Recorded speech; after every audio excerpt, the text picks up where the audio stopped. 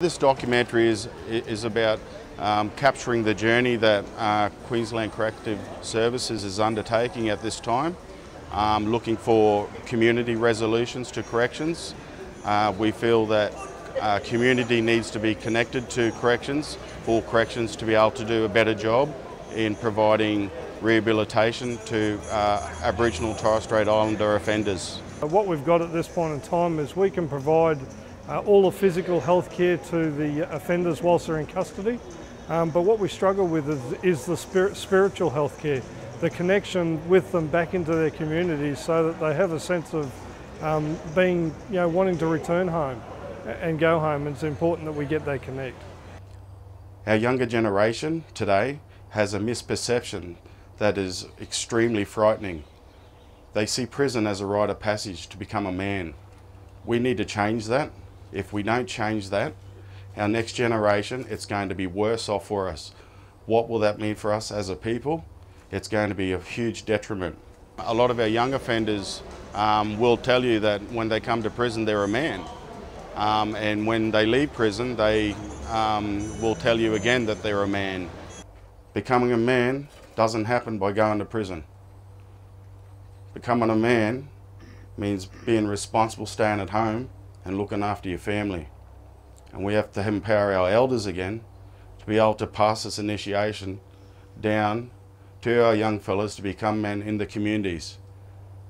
Don't give them the opportunity to go to prison, because it is wrecking all of us in terms of our culture, our community and our families.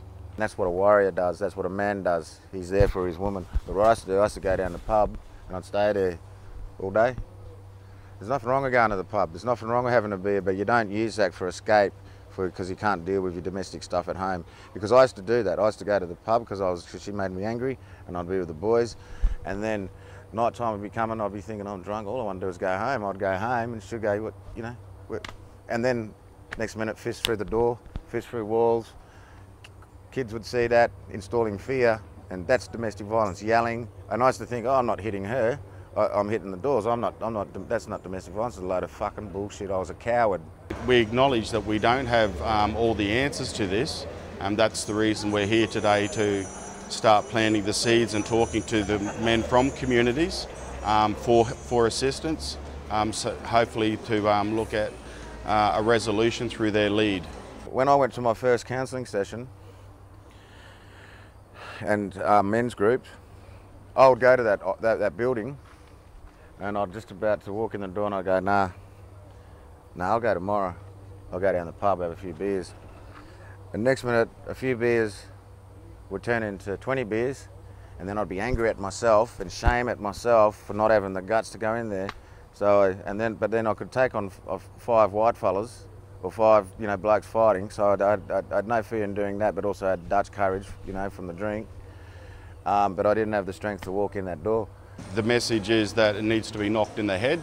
If it isn't knocked in the head now, by the time it comes around to our next generation, it's going to be worse off, and we're going to have more of our people, our men, in prison when our men should be home with their families and keeping their communities safe. We don't tolerate domestic violence, we don't tolerate, poor fellow me, drunken men, because that's not being a warrior.